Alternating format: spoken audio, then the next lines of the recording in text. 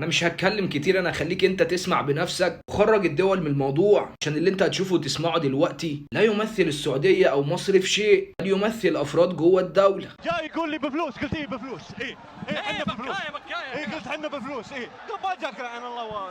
شفت ليه بقول لك لا يمثل دول؟ عشان اللعن اللي انت سمعته ده انا متاكد مليون في الميه ان هو مش اخلاق السعوديين، عشان تعرف قد ايه الواد ده كذاب، قد ايه كان مضغوط. فرج حكى الحوار ده كام مره. المصاري الفضولي ترى جاء عندي في البث قاعد يقول لي مش ما يفوزوا بالطريقه دي ما لا انت ايش قال؟ ايش قال؟ جاء عندي يقول لي فلوس، قلت ايه بفلوس.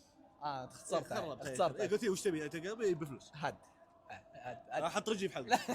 بالنسبه طبعا لاخواتنا السعوديين ده حقق الكوميديا، بالنسبه لاي حد تاني عاقل دي قله ادب. بالنسبه لي انا شخصيا ده نقص. تخيل واحد بيجي بيقول لك كسبت بالفلوس او بالتحكيم ايا يكن، تقول له حط رجلي في مش عارف ايه وتلعن وتشتم، ده اكتر دليل ان انت ناقص. اللي جاك اللي قال جيت عنده قلت له عدي يا حبيبي، قال بفلوس، قلت ايه بفلوس واشتريك.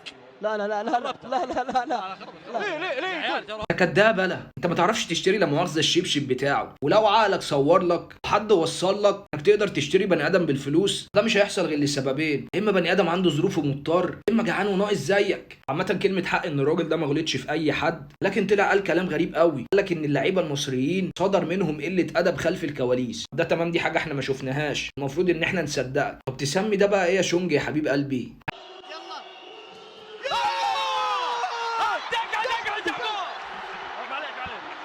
يعني سب وقذف علني. لكن انا عذرك، فاهم انت بتعمل كده ليه، وفاهم برضو انك عمرك ما تعرف تتكلم بالجراءه دي غير عشان انت في بيتك، في الاغلب كده محدش هيغلطك. المشكله ان هم لعبوا على العاطفه السعوديه عند اخواتنا السعوديين، قال لك انها ردة فعل، ما غلطوا علينا الاول. تعال نسمع كده اللعيبه اللي غلطت قالت ايه. ضربوا يا عيال والله ما هيكسبونا غير كده. وطلعوا قدام الحكم ومش عارف ازاي. ما قصرتوا عوضيه ان شاء الله يا شباب.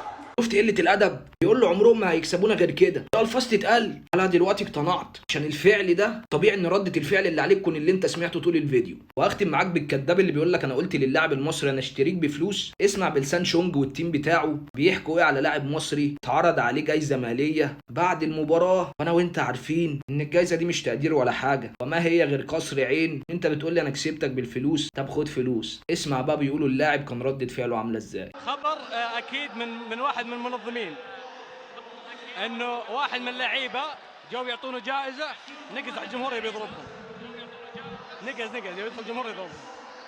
والله مسخره صراحه مسخره. اخيرا انا حبيت اوضح الصوره كامله، مش الغرض خالص ان احنا نرد ولا نغلط في حد، ولكن عايز اوصل للرجاله اللي قدامي في الصوره دول انكم رغم الخساره طلعتوا كسبانين، كسبانين احترامنا حبنا ودعمنا ليكوا.